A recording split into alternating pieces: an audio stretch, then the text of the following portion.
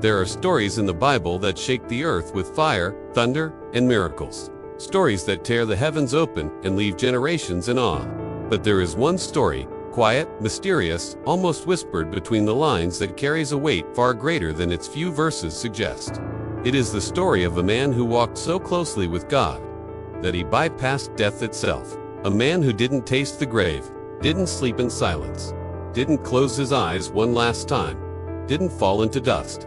A man who simply disappeared into the presence of the Almighty.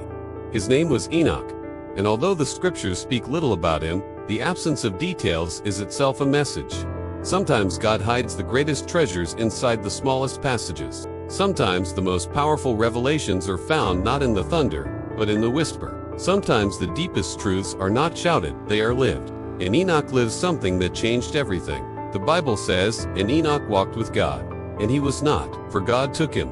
Genesis 5:24-12 simple words. But behind these words lies a mystery that has fascinated humanity for thousands of years. Why Enoch? Why did he not die like everyone else? Why did God take him alive? What did he do?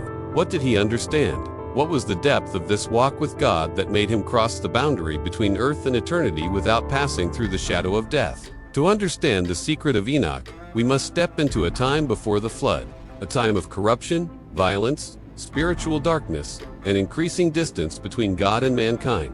A time when the world was losing its way, when truth was buried under rebellion, and when the voice of God grew faint in the noise of sin. Yet, in the midst of that world, in the middle of cultural decay, in the middle of a generation that was drifting away from heaven, one man decided to walk in the opposite direction. He walked toward God, not away from him. He walked in obedience, not in rebellion. He walked in intimacy, not in distance. Enoch discovered something that many people never realize. It is possible to walk with God in a world that rejects him. It is possible to hear God's voice when others ignore it. It is possible to live differently when the world lives carelessly. It is possible to choose heaven while everyone else chooses the earth. And Enoch walked, not just one day, not just during a crisis, not just when life was good. The Bible says he walked with God for 300 years. 300 years of devotion, 300 years of surrender, 300 years of intimacy, 300 years of listening, obeying, and trusting. But walking with God does not mean walking on an easy path. It does not mean there are no tears. It does not mean you never feel alone. Walking with God means choosing Him even when your emotions scream otherwise. Walking with God means trusting Him even when life makes no sense. Walking with God means stepping forward even when the future is a fog.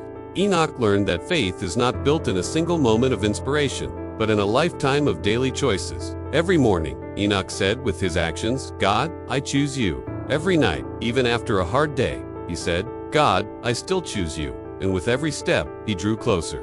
Closer to the heart of God, closer to the presence of God, closer to the purpose of God, until one day, he was so close, so aligned, so connected, so surrendered, that the line between earth and heaven simply could not hold him anymore. Enoch did not die. He transitioned, and God took him, not as an escape, not as a reward for perfection, but as a proclamation to every generation that would come after. This is what happens when a human heart walks so deeply with mine. Death loses its power. Enoch's story is not just history, it is prophecy. It is not just information, it is invitation.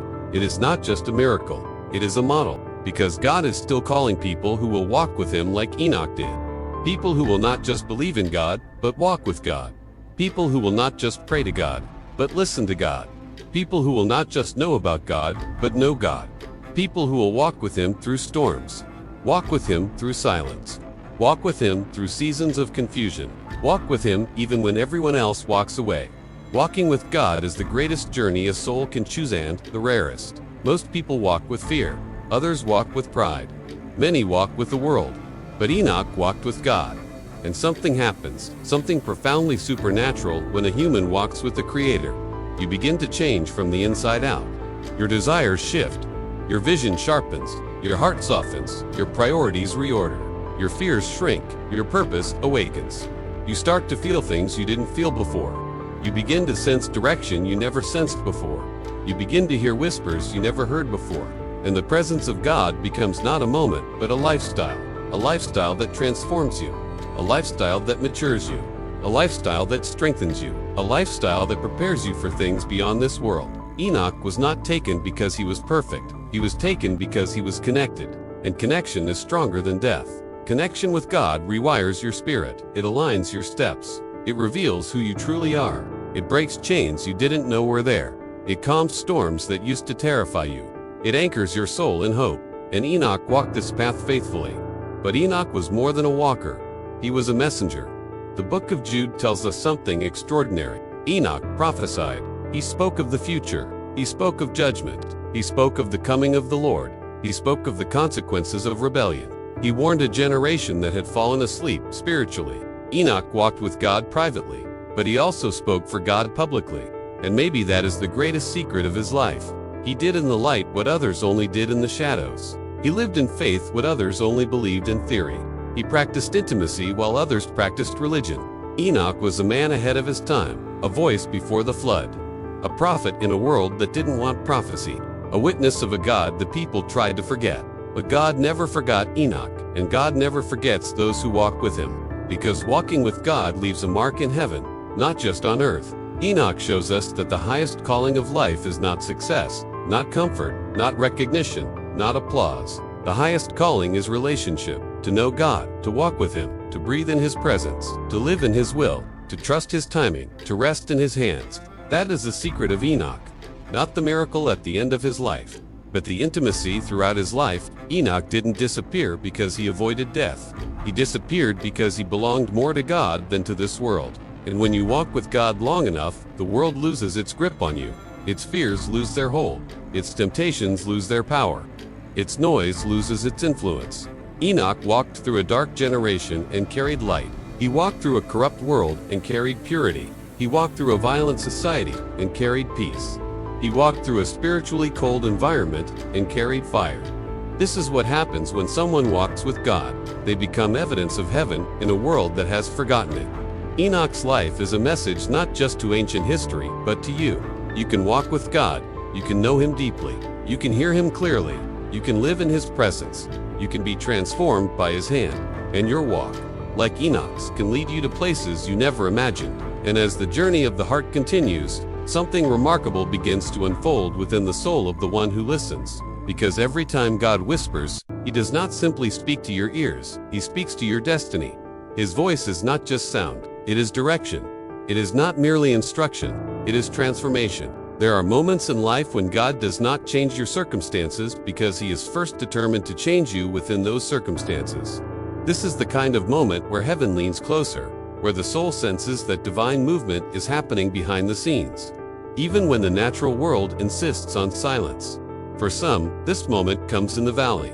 For others, it comes on a mountain. But most often, it comes in that invisible place between both, the place where your heart is still breaking, yet your faith is still breathing. And that is where God begins to teach the deepest lessons. He teaches you how to walk when you feel weak, how to trust when everything feels uncertain, how to breathe when anxiety tries to suffocate hope, how to wait when delay feels like denial, and most importantly, how to discern his voice among the noise. Because the world is loud, fear is loud, pain is loud, but the voice of God is gentle enough to calm you and powerful enough to change you. It is in the silence of your spirit that his guidance becomes clearer. It is in the chaos of your day that his peace becomes louder. It is in the confusion of your path that his wisdom becomes brighter. This is how God leads, not by forcing your steps, but by awakening your courage, not by removing every obstacle, but by revealing that none of them are stronger than his presence within you. And somewhere, deep inside, you begin to notice it. Your heart is no longer at war with itself. Your mind is no longer drowning in questions. Your spirit is no longer exhausted from running. You begin to sense a shift, a soft, sacred shift. You realize you are not the same as when the journey began. Something within you has awakened a new understanding, a new strength, a new perception of who God is and who you are becoming through him. Because every divine lesson, whether born in joy, pain, loss, or waiting, is meant to shape the soul into someone who can carry the weight of divine purpose. And purpose is not always loud. Sometimes it is simply obedience in the dark. Sometimes it is trusting God when there is no visible sign. Sometimes it is choosing peace when your emotions demand panic. But every time, purpose is discovered where surrender and trust meet. And so the story continues. You keep walking, sometimes slowly, sometimes with tears, Sometimes with worship, that feels more like a whisper than a song. But you walk because now you understand that God is not waiting for you at the finish line. He is walking beside you at every step. His hand is steady. His guidance is sure. His presence is the compass that never fails. And gradually, as the pages of your journey turn, you begin to understand something profound. God's voice is not found only in great revelations. It is found in the everyday miracles of being loved, led, and carried by Him. It is found in the sunrise that reminds you that the night did not win, in the peace that arrives without explanation, in the strength that rises after the fall, in the forgiveness that heals what bitterness tried to destroy, in the hope that returns even when disappointment tried to bury it, in the clarity that comes after a season of uncertainty. And as these realizations settle in your heart, the story deepens. Because God does not simply teach, He transforms. He does not merely guide, He prepares. He does not merely speak, He awakens. And when God awakens something within you, it is not a small awakening, it is a resurrection of identity, a resurrection of purpose, a resurrection of faith that was buried under years of fear, doubt, disappointment, and unanswered questions. Because the truth is, many people are alive, but they are not living. Many breathe, but their hope does not. Many walk, but their spirit remains in the place where they once fell. Yet God, in His infinite mercy, does not leave the soul where it broke. He meets you in that broken place, takes your hand, and says, "Rise." And this rising is rarely sudden. It is often slow, like the healing of a wound, like the return of strength after an illness, like the rebuilding of a city that once stood in ruins. But every day you rise a little more. Every day your soul recovers another piece of what was lost: courage, identity, clarity, direction, purpose, joy. This is how God rebuilds a person, not through pressure, but through presence. Not through force, but through gentle and consistent leading. And as this transformation unfolds, you begin noticing something else. Your past no longer speaks as loudly as it once did. Your fears no longer control the narrative. Your mistakes no longer imprison your confidence. Your wounds no longer define your identity. You are being shaped, slowly and divinely, into someone new, someone stronger, wiser, anchored in truth, guided by peace, and moved by the voice of God rather than the noise of the world. And then it happens. One of the greatest revelations a person can receive on their journey with God, that every chapter of your story, the painful ones, the confusing ones, the silent ones, were never wasted. Nothing was wasted. Not the tears, not the delays, not the unanswered prayers, not the nights when you couldn't sleep, not the days when you felt forgotten, not the seasons when God seemed silent. Because God does not recycle moments, He repurposes them. He uses what hurt you to mature you. He uses what broke you to build you. He uses what confused you to prepare you. He uses what felt like loss to position you. Every wilderness becomes a classroom. Every battle becomes a revelation. Every storm becomes a testimony. Every failure becomes a lesson. Every waiting season becomes training ground for future purpose. And one day, often when you least expect it, you look back and realize what you thought was the end of your story was actually the beginning of His. Because God does not write tragedies. He writes transformations. He writes restorations. He writes resurrections. And your story, yes, your story is being written by the same God who raised the dead, opened the seas, parted the skies, calmed storms, restored the broken, and set captives free. And as this realization deepens inside you, something powerful happens. You begin to desire His voice more than any other voice. You begin to trust His timing more than your own plans. You begin to rely on His strength more than your own abilities. You begin to walk by faith more than by sight. You begin to rest, not because life is calm, but because God is near. And this nearness, this holy nearness, becomes the anchor you didn't know you needed. The world becomes loud, but your soul becomes quiet. The path becomes uncertain, but your spirit becomes stable. The future becomes unpredictable, but your confidence becomes unshakable. For now, you understand. God was not simply teaching you how to hear Him. He was teaching you how to trust Him. And trust, true trust, is born not in seasons of abundance, but in seasons of need. Not in seasons of clarity, but in seasons of mystery. Not in seasons of victory, but in seasons of battle. Trust is the fruit of intimacy, and intimacy is the fruit of time spent in the presence of God. And so, the journey continues. Deeper, quieter, holier, not with answers, but with assurance, not with explanations, but with revelation, not with signs, but with the one who gives the signs. And he whispers again, "Keep walking. I am with you." And so you keep walking, not because you see everything clearly, but because you finally understand that clarity is not the foundation of faith. Trust is. And trust leads you to something sacred, something rare, something Enoch discovered long before the world understood it. That walking with God is not about moments, it is about a lifestyle of surrender, a lifestyle of listening, a lifestyle of obedience, a lifestyle of nearness. Enoch's greatness wasn't in what he accomplished, it was in how he walked, how he chose God when the world chose itself, how he sought the presence of the eternal when others chased the pleasures of the temporary, how he valued his voice above every other voice around him. Every step Enoch took drew him deeper into the heart of God. Every day he aligned his desires with the desires of heaven. Every moment he chose the eternal over the fleeting. And in that quiet, consistent journey, something extraordinary happened. He became a friend of God. Not by position, not by knowledge, not by power, but by intimacy. This is the mystery few truly understand. God does not hide himself from humanity. Humanity hides itself from God. But the one who seeks him, truly seeks him, finds him. Enoch sought him, and Enoch found him. And when God finds someone whose heart beats in rhythm with his own, heaven does not merely watch, heaven responds. And one day, on one ordinary morning, that would become eternally extraordinary. In the middle of what seemed like a normal walk, God looked at Enoch and said, "Come closer," not just spiritually, but literally, one step on earth.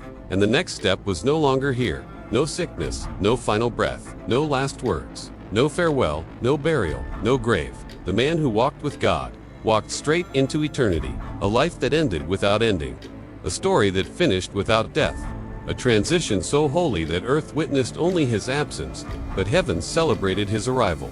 And this is where the message of Enoch becomes the message for you, because the goal of your walk with God is not merely to survive life, but to walk so closely with him that heaven becomes more familiar to you than the world ever was. To walk so deeply in his presence that the noise of life cannot drown out his whisper. To walk so faithfully in his purpose that your steps align with divine direction instead of personal confusion. To walk so intimately with his heart that the world loses its grip and eternity becomes your home long before you ever arrive there. This is the true meaning of Enoch's story. Not that he escaped death, but that he discovered life. Life in God, life with God, life guided, shaped, sustained, and transformed by his presence. And that same invitation, that same divine calling, that same holy path is open to you today. Because God is still walking, God is still calling, God is still whispering, God is still drawing hearts toward him. God is still searching for those who desire his presence more than anything else this world can offer. He is looking for walkers, Enoch walkers, presence walkers, faith, people who move with heaven instead of moving with the world. People like you, and perhaps in the quiet places of your soul, you have felt this call for a long time. A call to return, a call to draw near, a call to listen again, a call to surrender, a call to deepen your walk, a call to silence the noise and rediscover the voice that made the universe. If you feel this, it is not imagination, it is invitation.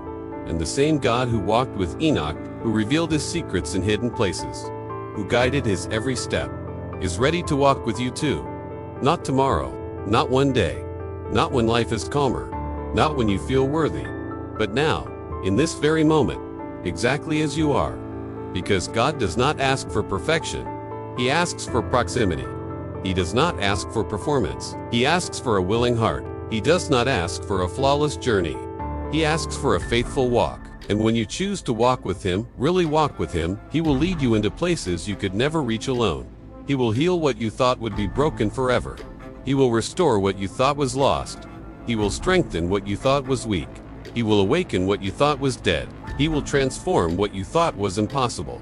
And one day, when your own walk is complete, when your final step on earth leads to your first step in eternity, you will see the one who walked with you through every chapter, every tear, every prayer, every night, every silence, every miracle. And he will say, "Well done, you walked with me, and I walked with you." This is the secret of Enoch. Not that he avoided death, but that he discovered life himself. And now this secret, this holy treasure, belongs to you too. Walk with him, seek him, follow him, and let your life become a story heaven recognizes. A story not of perfection, but of presence. Not of great achievements, but of great nearness. Because in the end, the greatest miracle is not being taken into heaven. The greatest miracle is walking with the one who made heaven.